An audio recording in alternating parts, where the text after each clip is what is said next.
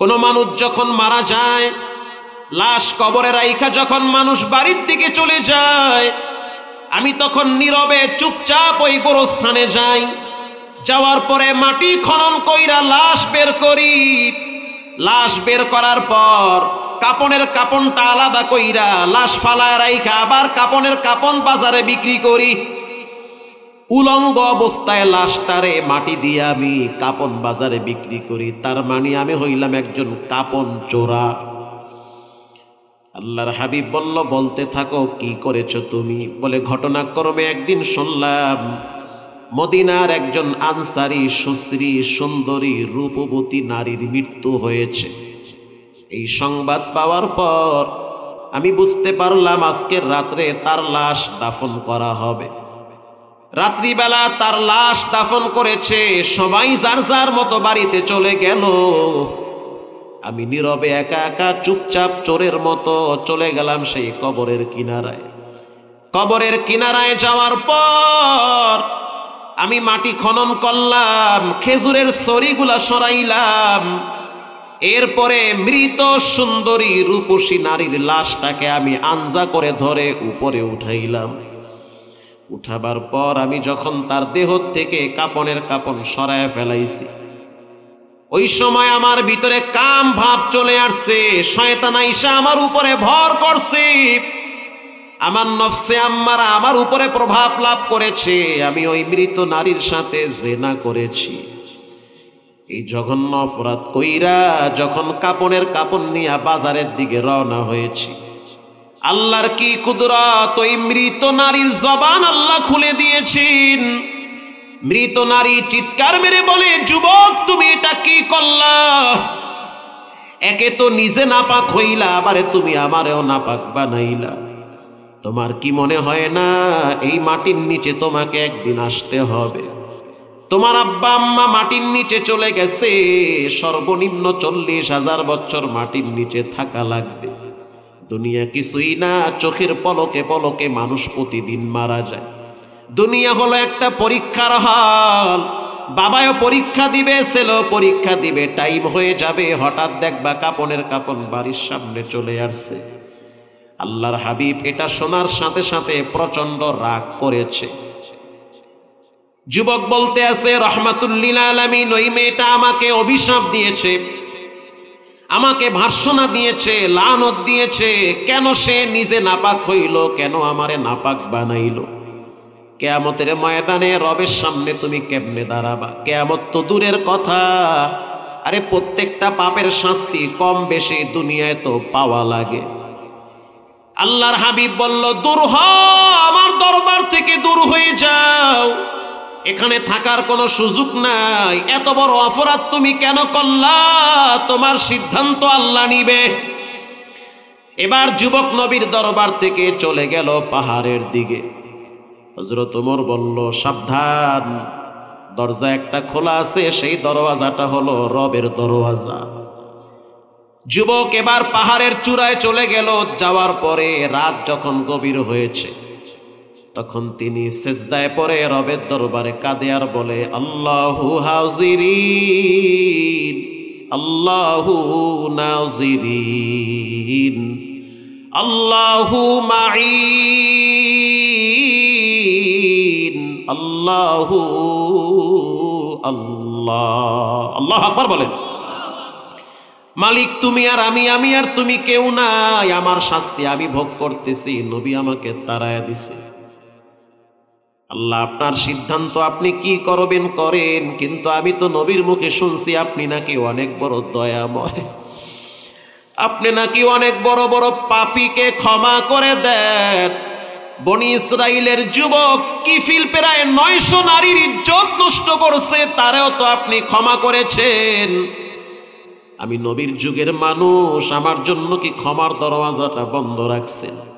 আল্লাহ আপনি না বলছেন, লা তাকুনাতু মির রাহমাতিল্লাহ, বান্দা যত অপরাধ করো আমার রহমত থেকে দূরে চলে যেও না, আমি তোমার রহমতের দরওয়াজার ভিখারি। তুমি যদি আমাকে মাফ করে দাও, তাহলে মদিনার ভিতরে আনন্দের জোয়ার বইবে। আর যদি মাফ না করো, চেহারাটা আমি মদিনার কোনো মানুষকে দেখাইতে চাই না। এই পাপীর চেহারা দেখলে কুকুর পর্যন্ত চেহারা ফিরায় নেয়। এই পাপীর চেহারা নিয়ে মদিনায় হাঁটতে চাই না, কারণ মদিনার জমিন থেকে নবীজির শরীর মোবারকের ঘ্রাণ আসে। এই পবিত্র জমিনে আমি থাকতে চাই না। যদি আমার অপরাধটা অনেক বেশি হয়, তুমি যদি ক্ষমা করতে না পারো, তাহলে আগুন দিয়ে আমার এখানে পুড়ে ছারখার করে দাও। পৃথিবীর মানুষ শুনে নেন, মানুষ মানুষকে তাড়ায় দেয়, রব মানুষকে তাড়ায় না। রবের সিদ্ধান্ত হলো, গোলাম যত অপরাধ করো আমার দরওয়াজা ছাইরা দিও না। ইন দি মিন টাইমে হযরত জিবরাইল নবীর দরওয়াজার সামনে দাঁড়ায় গেল। জিবরাইল বলতে আছে, রহমাতুল লিল আলামিন, আল্লাহর কুদরতি অন্তরে যুবকের চোখের পানি আর তওবার কারণে জোশ চলে আসছে। রব্বুল আলামিনের সিদ্ধান্ত। আল্লাহ পাক জানতে চাইছে সারা পৃথিবীর সব মানুষদের স্রষ্টা সৃষ্টিকর্তা কে। রব্বুল আলামিন এটাও জানতে চেয়েছে প্রতিদিন একটা পিঁপড়ারে টাইম মতো খাবার দেয় কে। রব্বুল আলামিন এটাও জানতে চেয়েছেন মানুষের টাইম মতো মরণ দান করেন কে। ওগো আল্লাহর হাবিব, যুবকরে জানায়া দেন, ওয়াল্লাযীনা ইযা ফাআলু ফাহিশাতান আও যালামু আনফুসাহুম যাকারুল্লাহ। কেউ যদি ফায়সা কাজ মানে ওয়ালা তাকরাবুজ জিনা ইন্নাহু কানা ফাহিশা। ফায়সা কাজ মানে জিনা করা, পরকিয়া করা, একজন অবহিত নারীর সাথে চুম্বন করা, হাত ধরা, স্পর্শ করা, কাম ভাবনার সহিত তার দিকে তাকিয়ে থাকা। কেউ যদি নিজের চরিত্রকে চরিতার্থ করে, তাহলে আপনি জানায়া দেন, ইদা ফাআলু ফাহিশাতান আও যালামু আনফুসাহুম যাকারুল্লাহ। যদি সে নিজের নফসের উপরে জুলুম করে, যাকারুল্লাহ,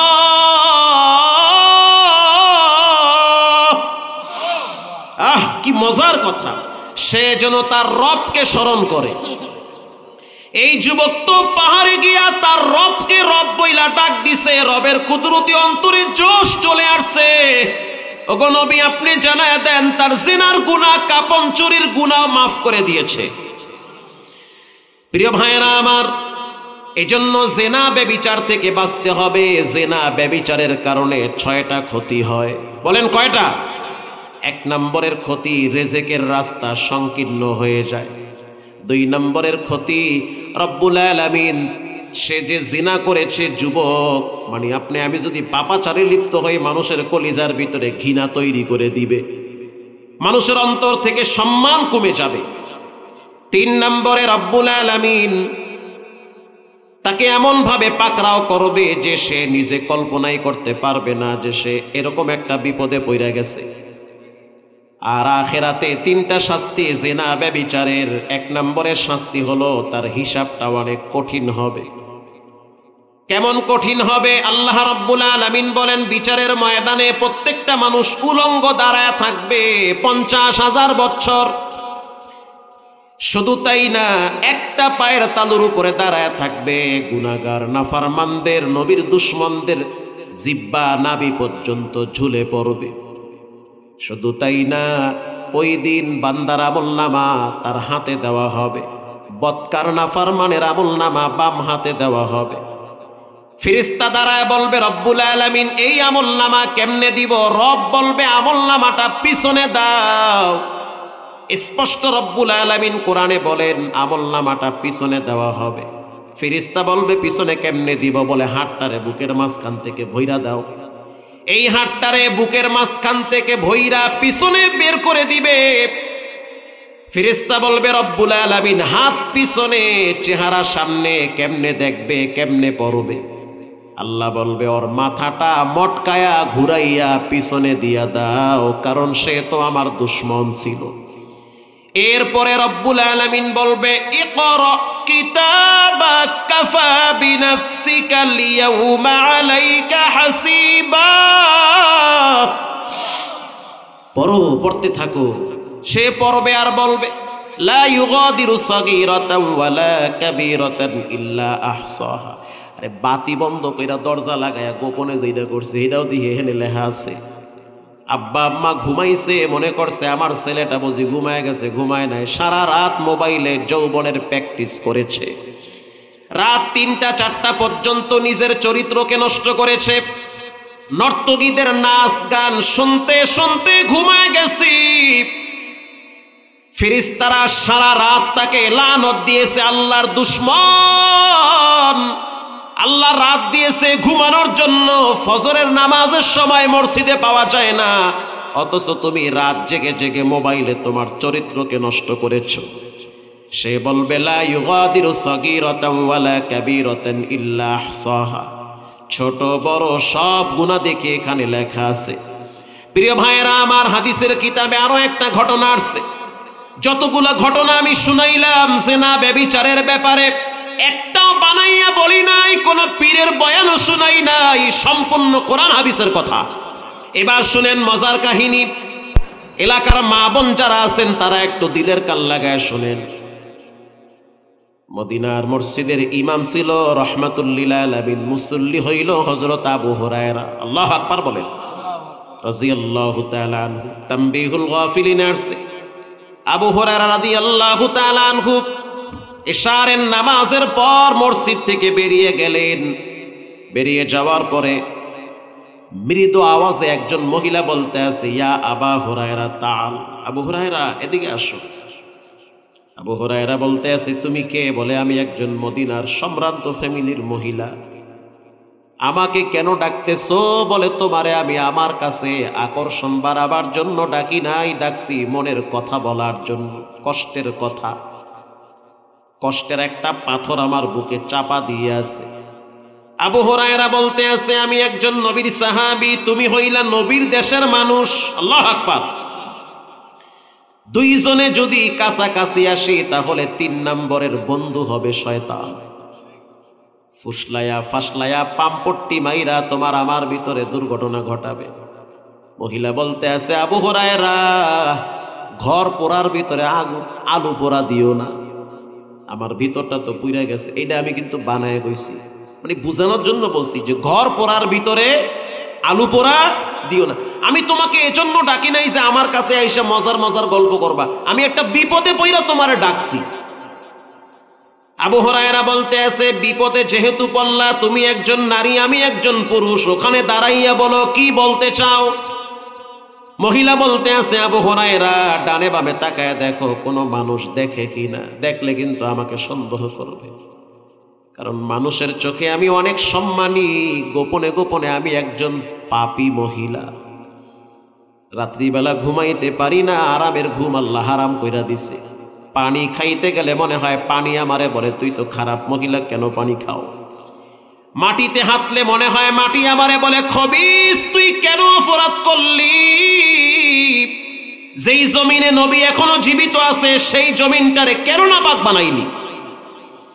মহিলা বলতে আছে, আবু হুরায়রা, আমার জীবনে আমি একটা ভয়ঙ্কর অপরাধ করছি। কি করেছ? বলে, আমি আমার ফ্রেন্ডের সাথে জেনা করছি।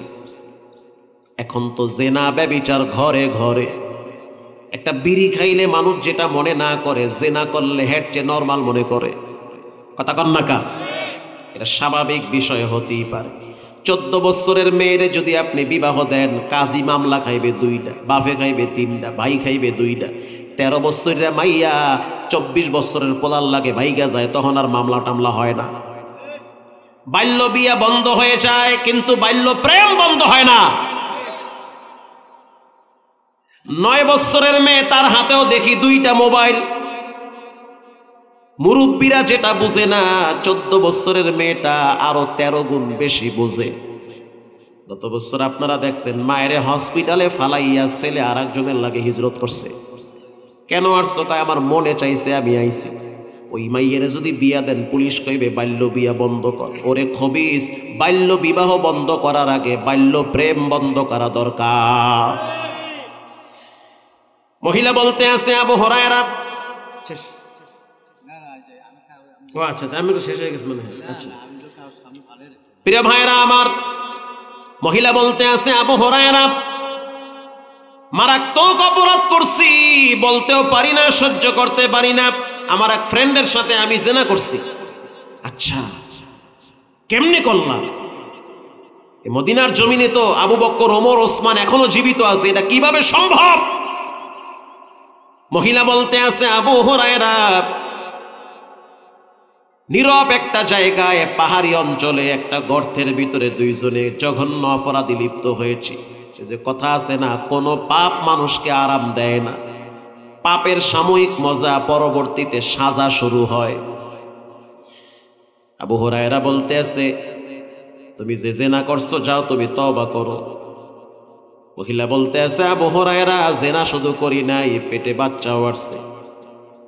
বাচ্চা আসার পর আমি ঘরে আড়াল হয়ে গেছি, বাহিরে বের হই নাই। এই বাচ্চাটা ভূমিষ্ঠ হওয়ার পর আমি নিজের হাতে হত্যা করছি, গলা টিপে মারছি। আবু হুরায়রা বলতে আছে, ও নারী শোনো, তুমি বিনাশ হয়ে যাও, হালাক হয়ে যাও, ধ্বংস হয়ে যাও, জিনা করলা, আবার বাচ্চাও খুন করছো, তুমি তো খুনি, মার্ডার কেসের আসামি। মহিলা যখন শুনল যে এটা জঘন্যতম অপরাধ করে ফেলেছি, শাস্তি হবে ভয়ঙ্কর, আবু হুরায়রা বলতে আছে, আল্লাহর জাহান্নামের আগুন সম্পর্কে তোমার কি ধারণা নাই? আল্লাহ কোরআনে বলেছেন, নারুল্লাহ, আমার আগুন, আল্লাতী তাত্তালিউ আলাল আফইদা, যে কোনো অঙ্গে লাগলে কলিজা ভুনা হয়ে যায়। আল্লাহু আকবার। এটা শোনার সাথে সাথে মহিলা একটা চিৎকার মেরে বেহুশ হয়ে গেছে। আপনি বলতে পারেন, হোনার পরে বেহুশ হবে? আরে ভাই, বাপ মা মরলেও তো মানুষ বেহুশ হয়ে যায়।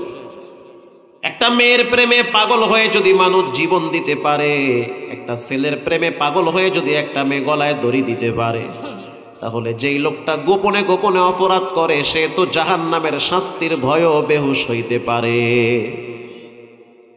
আবু হুরায়রা বলতে আছে, দূর হয়ে যাও। মহিলা বেহুশ হয়ে গেছে।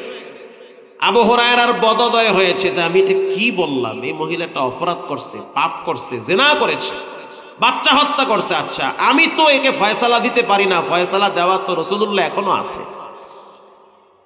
আল্লাহর হাবিবের দরবারে চলে গেল এশারের নামাজের পর। বিস্তারিত ঘটনা যখন শুনাইল, নবীজি বলল, আবু হুরায়রা, তুমি কি বলেছ?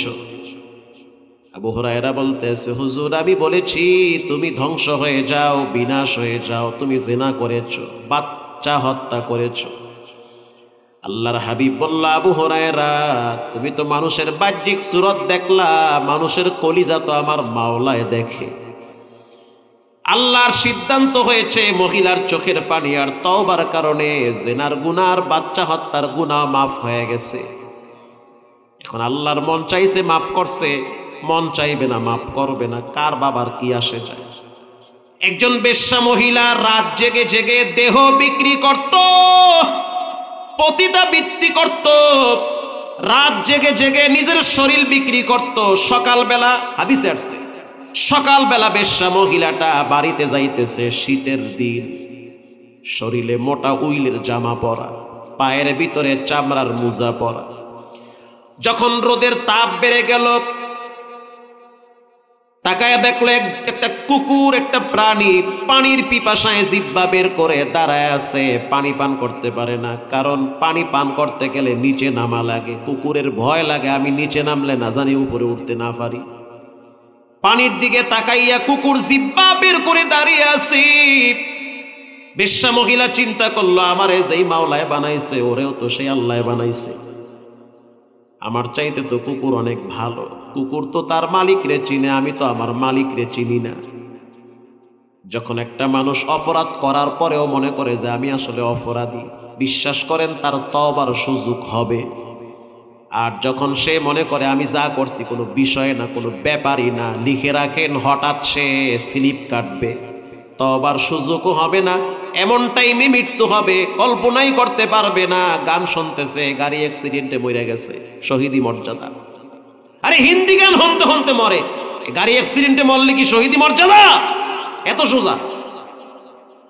রাত্রিবেলা গান শুনতে শুনতে ঘুমাইছে, ঘুমের ভিতরে উপর থেকে ফ্যান পইরা জাগায় ডেট, শহীদি মর্যাদা।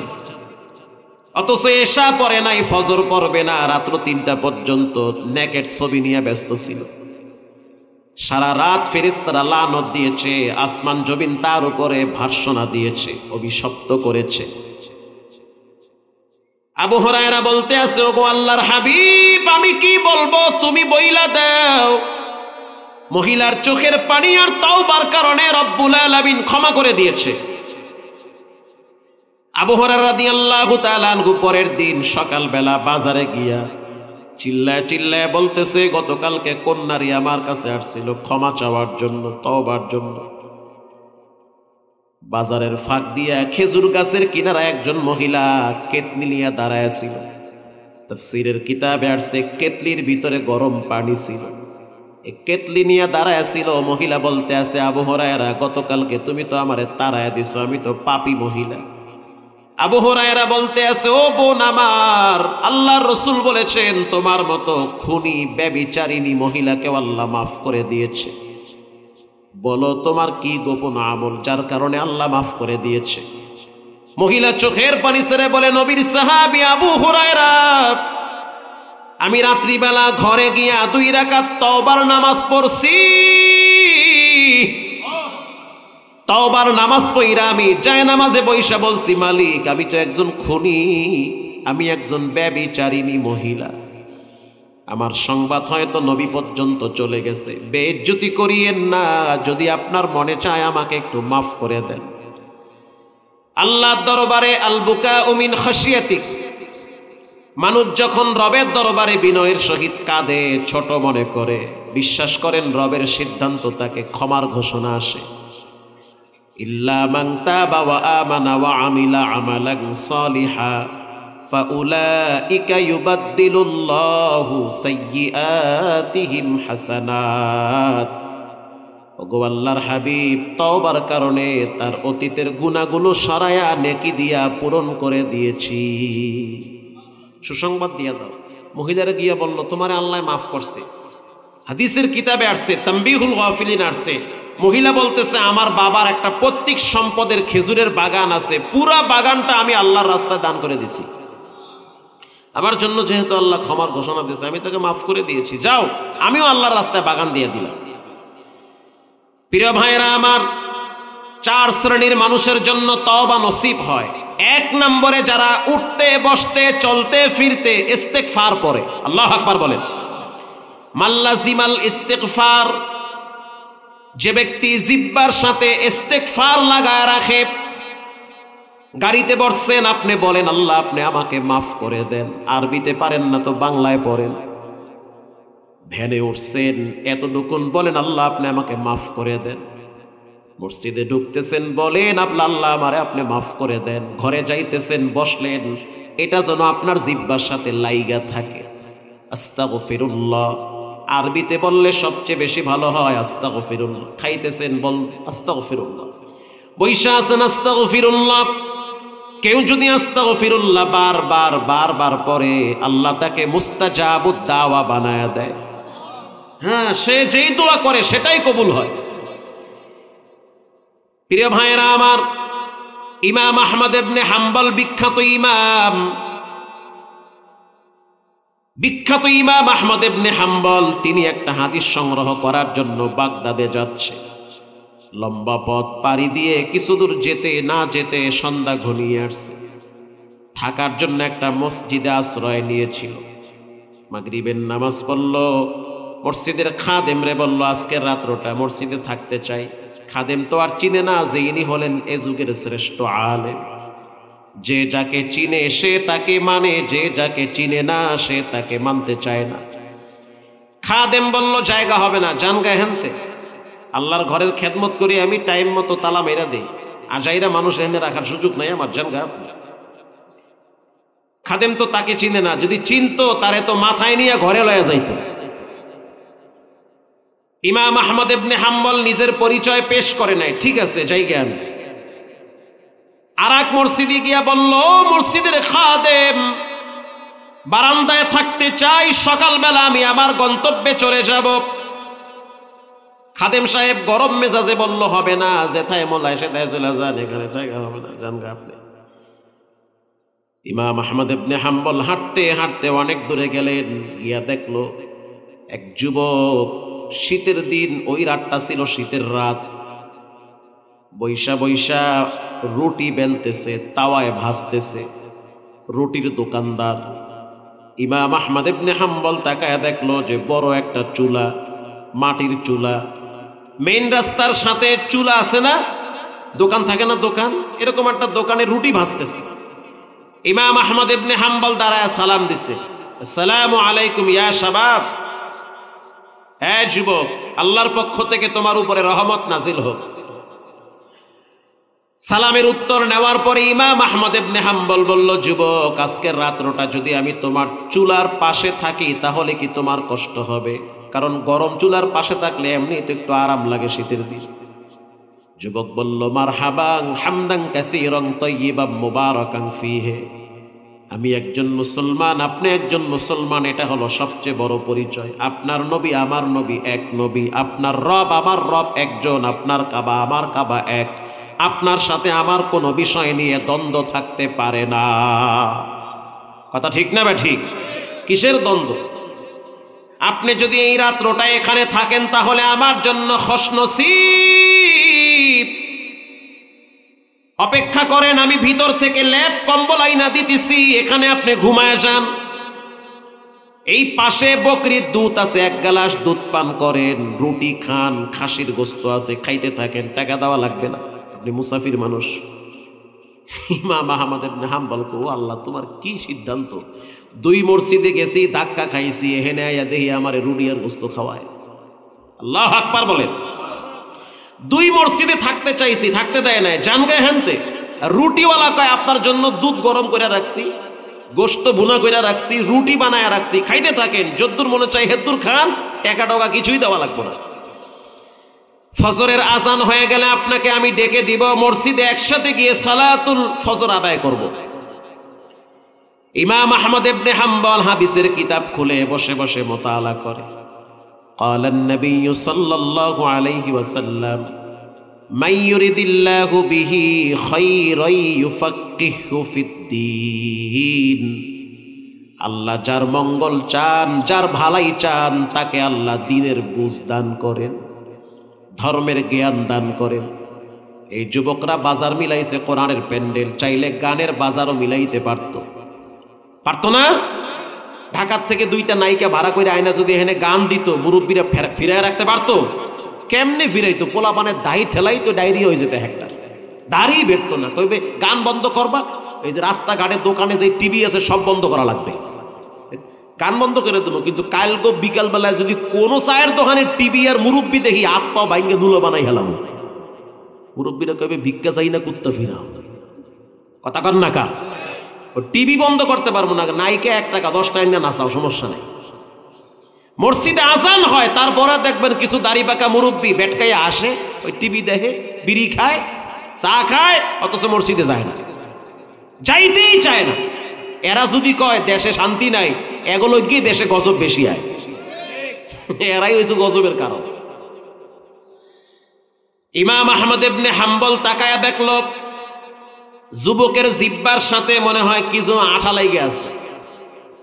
একটু পর পর পরে আস্তাগফিরুল্লাহ আস্তাগফিরুল্লাহ, রুটি বেলে পরে আস্তাগফিরুল্লাহ, রুটি তাওয়ায় ভাজে পরে আস্তাগফিরুল্লাহ, রুটি উল্টায়া দেয় পরে আস্তাগফিরুল্লাহ। মাল্লাজিমাল ইস্তিগফার জাআলাল্লাহু লাহু মিন কুল্লি দাইকিন মাখরাজা। সাবধান, যারা ইস্তিগফার করে তাদের দুশ্চিন্তাগুলো আল্লাহ দূর করে দেয়। রাসূল বলেছেন দিবেই দিবে। যারা ইস্তিগফার পড়ে আল্লাহ তাআলা তাদের রিজকের রাস্তাকে প্রশস্ত করে দেয়। এটা বলেছেন মুহাম্মদুর রাসূলুল্লাহ। আপনি আজ থেকে 100 বার ইস্তিগফার প্রতিদিন পড়েন, দেখবেন আল্লাহ আপনার হালাল রুজিতে বরকত বাড়ায়া দিবে। ইমাম আহমদ ইবনে হাম্বল তাকায় দেখলো রুটি বেলে তো আস্তাগফিরুল্লাহ পড়ে, সারা রাত এভাবে কাটায় দিল। তাহাজ্জুদের টাইমে কাস্টমার দোকানে আসলো, রুটি দেয় তো পরে আস্তাগফিরুল্লাহ। ইমাম আহমদ ইবনে হাম্বল বলল, যুবক একটা জিনিস জানতে চাই, তুমি প্রত্যেকটা মুহূর্তে দেখতেছি আস্তাগফিরুল্লাহ পরে ইস্তিগফার পড়ো, কারণটা কি?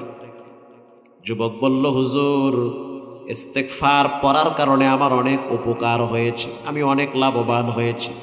আমি যেই দোয়াটা করি সেই দোয়াটাই আমার রব কবুল করে। প্রত্যেকটা দোয়া আল্লাহ কবুল করে নিয়েছে। আমার মনে কোনো আশা নাই, শুধু একটা আশা। সেই আশা হলো আমার মনটা চায় যুগশ্রেষ্ঠ আলেম ইমাম আহমদ ইবনে হাম্বলের সাথে একটু মুসাফা করব। ইমাম আহমদ ইবনে হাম্বল বলল, যুবক, এই দোয়াটাও তো রব্বুল আলামিন কবুল করেছে, খুঁজতে হবে না, তিনি তোমার রুটির চুলার কিনারায় দাঁড়ায় আছে। এজন্য যারা বেশি বেশি ইস্তেগফার পড়ে তাদের গুনাহগুলা বরফের মতো গলে যায়। যুবক ভাইরা আমার, জিহ্বার সাথে ইস্তেগফার লাগায় রাখবে। আল্লাহ বলেন, যারা ইস্তেগফার পড়ে, ইন্নাহু কানা গফফারা, আমি রব হলাম অতি দয়ালু মেহেরবান। ইউরসিলিস সামাআ আলাইকুম মিদরারা, ইস্তেগফার যদি পড়ো তাহলে আমি আসমান থেকে বৃষ্টি বর্ষণ করব। সুবহানাল্লাহ বলেন। এই গত 2 বছর আগে না 1 বছর আগে মাঝখানে একবার বৃষ্টি বন্ধ হয়ে গেছিল না, মানে কোনো বৃষ্টিই নেই। এমন দোয়া, ওরে সুবহানাল্লাহ, মসজিদে হুজুরেরা এরকম দোয়া করে, আর বৃষ্টির লেগে বাইরে গেলে এরকম দোয়া করা লাগে। এটা হলো সালাতুল ইস্তিসখারের নামাজ। ও একটা নামাজ আছে, ওই নামাজে গরু নেওয়া লাগে। গরু তুমি আই আমাকে লাগে সিরিয়ালে খাড়াও। এই নামাজটা হলো বৃষ্টি নামানোর দোয়া, বৃষ্টি নামানোর নামাজ, ইস্তিসখারের নামাজ। ছাগল গরু নিয়ে মাঠে যেতে হয়, রোদের তাপ গরু ছাগলের শরীরে লাগবে, আর তারাও রবের কাছে দোয়া করবে যে আল্লাহ শরীর পুইরা যায়, বৃষ্টি বর্ষণ করেন। মুসা আলাইহিস সালামের যুগে বৃষ্টি বন্ধ হয়ে গেছে, একেবারেই বৃষ্টি নাই। হাজার হাজার মানুষ মুসা নবীর সামনে এসে বলে, ওগো আল্লাহর পয়গম্বর মুসা, আপনি একটু আল্লাহকে বলেন আল্লাহ পাক যেন বৃষ্টির ব্যবস্থা করে দেয়। মুসা আলাইহিস সালাম সবাইকে বলল যে তোমরা আল্লাহর কাছে তওবা করো, ইস্তেগফার পড়ো। তওবা করলে ইস্তেগফার পড়লো। কিছুক্ষণ পরে রব্বুল আলামিন সিদ্ধান্ত দিল, মুসা, যেই জায়গায় বসে আমার কাছে তওবা করো, এই জায়গার ভিতরে এমন একজন যুবক বসা আছে যে কিনা জিনা করেছে। জিনাকার যেই মজমায় থাকবে সেই মজমার দোয়া আমি কবুল করব না, বৃষ্টিও দিব না। মুসা আলাইহিস সালাম বলল, যুবকরা, তোমরা কে জিনা করেছো এই ময়দান থেকে উঠে চলে যাও। তোমার মতো পাপীর কারণে রব্বুল আলামিন বৃষ্টি বন্ধ করে ফেলাইছে। ওই মজমার ভিতরে জিনাকার চুপচাপ বসা আছে, কে জিনা করছে কেউ তো জানে না। মুসা আলাইহিস সালাম কয়েকবার যখন বলল কেউ যায় না, সবাই তো আল্লাহর ওলি বৈশা আছে, কে যাবে, কে কোন বিপদে পড়বে। মুসা আলাইহিস সালাম আবার ধমক দিয়া বলল, যদি না যাও তাহলে আল্লাহর কাছ থেকে নাম যাই না, এখান থেকে নাম বইলা উঠায়া দিব। ওই মজমার ভিতরে এক যুবক মাথা নত করে চোখের পানি ছেড়ে দিয়ে বলল, মালিক, আমি তো জিনা করছি, এটা তো তুমি ভালো করে জানো, কিন্তু মুসা নবী তো জানে না যে আমি এই মজমার ভিতরে বসা আছি, আমি তো জিনাকার। অতএব আমি যদি এখান থেকে চলে যাই, মানুষ আমাকে লজ্জিত দিবে, বেইজ্জতি করবে, অপমান করবে, অপদস্থ করবে, লাঞ্ছিত করবে, মানুষের কাছে আমার মর্যাদা নষ্ট হবে। তার চেয়ে আমি তওবা করলাম, আর কোনোদিন জিনা করব না। আত-তাওবাতুন নাদামা, যে তওবা করে তার অতীতের গুনাহ মাফ হয়, অনুতপ্ত হওয়াটাই তওবা। কিছুক্ষণ পর মুসা নবী তাকায় দেখল মিশরের আকাশটা মেঘাচ্ছন্ন হয়ে গেছে। আবার একটু পরেই বৃষ্টির ফোঁটা শুরু হয়ে গেল। মুসা নবী বলল, আল্লাহ, আপনি বললেন কি আর করলেন কি? আল্লাহ বলল, মুসা, যার জন্য বৃষ্টি বন্ধ করেছি তার জন্যই বৃষ্টি আবার বর্ষণ করেছি। সে গোপনে তওবা করেছে, তার জন্য আমি বৃষ্টি বর্ষণ করেছি। ইস্তেগফার, তওবার কারণে আল্লাহ পাক বৃষ্টি বর্ষণ করে। ইন্নাহু কানা গফফারা, যাদের মেয়ে বড় হয়েছে, বিবাহ হয় না, ইস্তেগফার পড়ে। ইস্তেগফারের যে কি মূল্য যদি আপনি বুঝতেন, তাহলে প্রতিদিন 200 বার ইস্তেগফার পড়তেন। একজন জেনা ব্যভিচারিণী মহিলাও যদি প্রতিদিন ইস্তেগফার পড়ে, আল্লাহ তার ব্যভিচারের গুনাহ মাফ করে দেয়। ইস্তেগফারের এত মূল্য। হাসান বসরির কাছে একজনে গিয়ে বলে, হুজুর, আমার তো ব্যবসায় বরকত হয় না, কয় ইস্তেগফার পড়ে। আর একজনে গিয়ে বলল, হুজুর, আমার 3টা মেয়ে, বিয়ে হয় না, কয় ইস্তেগফার পড়ে। আর একজনে গিয়ে বলল, হুজুর, আমি বিয়ে করছি 10 বছর, কোনো ছেলে মেয়ে হয় না, কয় ইস্তেগফার পড়ে। মানে সবাইকে একই ঔষধ দিতেছে। একজনে বলল, আপনি তো সবাইকে একই ওষুধ দিলেন, যে আসে তারই আপনি বলেন ইস্তেগফার করো। হাসান বসরি বলল, এটা আমি কেন বলবো, এটা তো আল্লাহ নিজেই কোরআনে বলেছে, যারা ইস্তেগফার পড়ে তাদেরকে আমি বৃষ্টি দেই, সন্তান বাড়ায় দেই, সম্পদের ভিতরে বরকত দেই, তাদের সন্তানদেরকে দিনদার, ধার্মিক, নেককার বানায় দেই। আচ্ছা, যেই নবীর কোনো গুনাহ ছিল না সেই নবীও প্রতিদিন 100 বার আল্লাহর কাছে তওবা করেছে। আল্লাহু আকবার বলেন। হাদিসে আসছে প্রতিদিন 100 বার আল্লাহর কাছে ইস্তেগফার করেছে। তাহলে আজকে থেকে পাক্কা নিয়ত করে নেই, জীবনে কোনোদিন জেনা ব্যভিচার করব না, ইনশাআল্লাহ বলেন। জেনা ব্যভিচারের কাছেও যাব না। যে সমস্ত বন্ধু বান্ধবরা জেনা ব্যভিচারে লিপ্ত হয় তাদের সাথে সম্পর্ক রাখবো না, ইনশাআল্লাহ। কারণ আল্লাহ বলেছেন জিনা করা তো দূরের কথা, ওয়ালা তাকরাবুজ জিনা, জিনার কাছেও যেও না, কারণ এটার প্রতি মানুষের আকর্ষণ, আগ্রহ বেশি। নিষিদ্ধ জিনিসের প্রতি মানুষের আকর্ষণ কম না বেশি? পাগল রে যদি কয় হাক্কা লড়াইস না, পাগলে বেশি করে লড়ায়। যদি বলা হয় যুবক ভাইয়েরা স্টেজের পিছনে যাবা না, কেন কয় পাগল একটা আছে সব পিছনে যাইবে। কথা কন না কা, ওটা দেখতই আগে কেনা গেছে। ঠিক রব্বুল আলামিন বলেছেন তোমরা জেনা ব্যভিচারের কাছেও যেও না, যদি যাও তাহলে আকর্ষণ বেড়ে যাবে। আজ থেকে পাক্কা নিয়ত করে নেই, চোখের হিফাজত, জবানের হিফাজত, কানের হিফাজত। জেনা ব্যভিচার থেকে যদি বাঁচতে হয় তাহলে চোখকে আগে বাঁচাতে হবে। জীবনে কোনোদিন নামাজ ছাড়বো না, হারাম খাবো না, মা বাবার সাথে বেয়াদবি করবো না। দিলটা যদি নরম হয়, তওবার নিয়াইতে দুইটা হাত শুক্রবার দিন আল্লাহকে দেখায়া দেয়। নারায়ে তাকবীর। আয় আল্লাহ হাতগুলা কবুল করেন, আমিন বলেন। জীবনে একবার মক্কা মদিনার ঘেরান নেওয়ার তৌফিক দান করেন, জোরে বলেন আমিন।